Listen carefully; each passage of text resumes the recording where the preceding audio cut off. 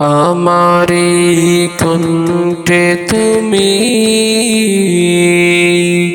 তোমারে বাণী তুলেছ, বুকের দেরাজ তুমি কুরআনের স্থান দিয়েছ। আমারি কণ্ঠে তুমি তোমারে বাণী তুলেছ, বুকের দেরাজে তুমি কুরআনের স্থান দিয়েছ। এত ভালোবাসা কেন মালিক আমায়, এত ভালোবাসা কেন মালিক আমায়।